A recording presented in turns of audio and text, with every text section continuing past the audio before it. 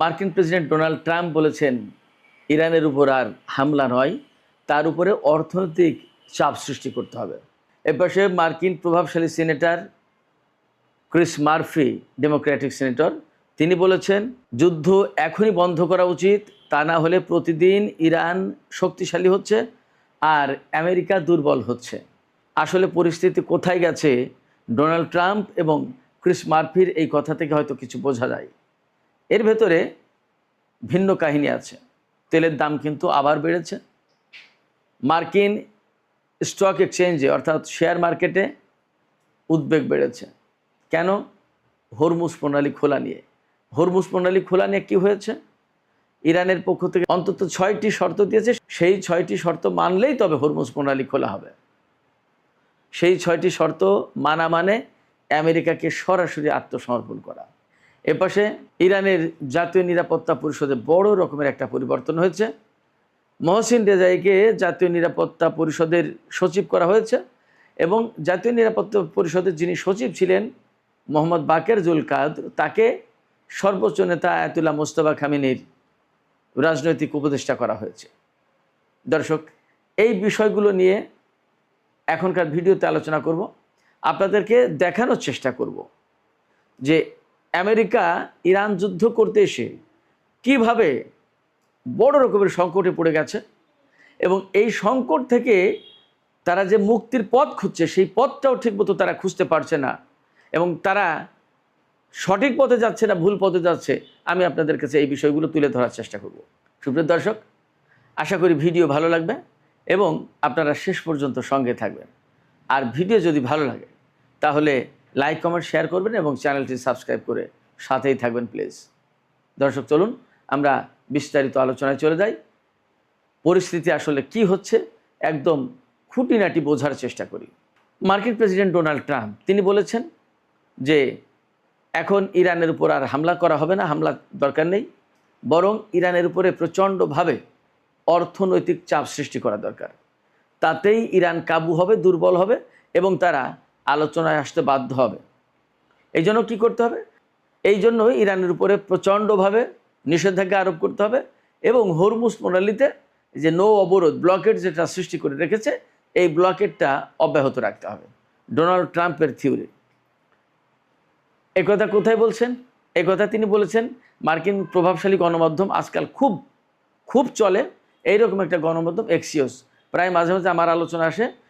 এছাড়া আমেরিকার রাজনীতি নিয়ে যে সমস্ত খুঁটিনাটি খুব ভেতরের তথ্য তুলে ধরে এইরকম একটা গণমাধ্যম হচ্ছে এক্সিওস। এই এক্সিওসকে ইন্টারভিউ দিয়েছেন গতকাল ট্রাম্প।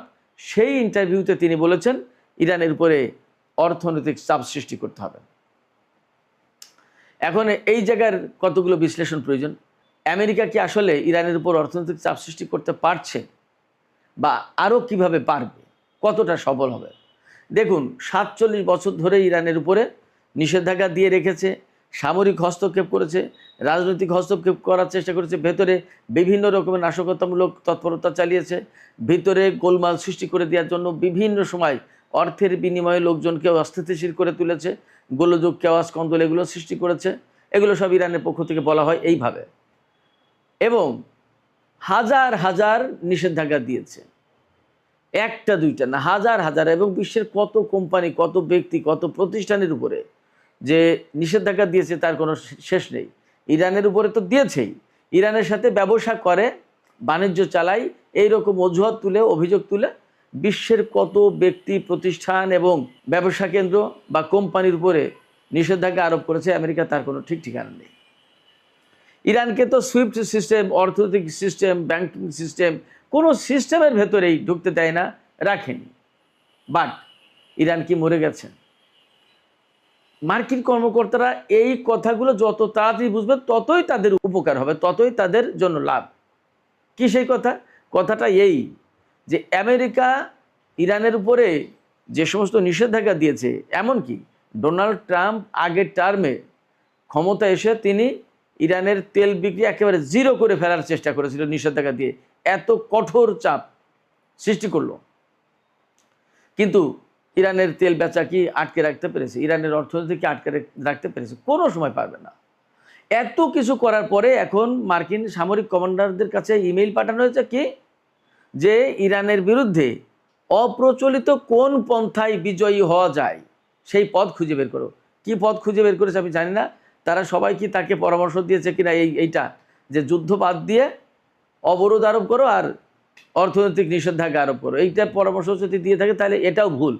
হয়তো বা হতে পারে যে যুদ্ধ থেকে বের হওয়ার কোনো পথ পাচ্ছে না, যুদ্ধে হয়তো উনি একা একা নিজের মতো তাইরে নাইরে গিয়ে বলে দেন যে আমরা বিজয়ী হয়েছে, আমরা জিতেছি বলে যুদ্ধ শেষ করে হয়তো বা বলবে যে আমরা অর্থনৈতিক নিষেধাজ্ঞা দিলাম, হরমুজ প্রণালী থেকে ব্লকেড উঠবে না। হরমুজ প্রণালী থেকে ব্লকেড না উঠলে ইরান কতটুকু ক্ষতিগ্রস্ত হবে?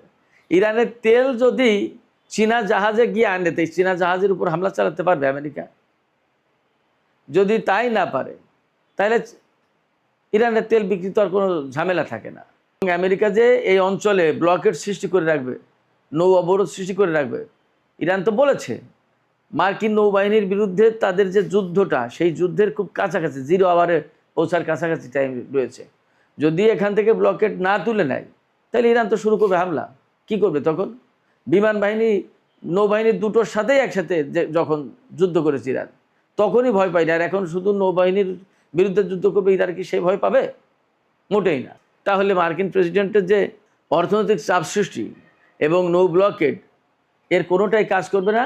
হয়তোবা for the time being a কথা বলছে যুদ্ধ বন্ধ করার জন্য, 2 দিন পরে ওটাও বলবে যে এটার দরকার না, আমরা বিজয়ী হয়ে গেছে, আমরা এখন বিজয়ী শক্তি, আমরা চলে গেলাম, নৌ অবরোধ প্রত্যাহার করলাম। হয়তো একটা ডিপ্লোমেসি চালাবে, কাতার, পাকিস্তান, তুরস্ক এদেরকে বলবে যে ভাই তোমরা আমরা যে ওখান থেকে নৌ ব্লকেড তুলে আনবো, তোমরা একটু ব্যবস্থা করো, আমাদের ইজ্জতটা বাঁচুক। হয়তো এমন হতে পারে।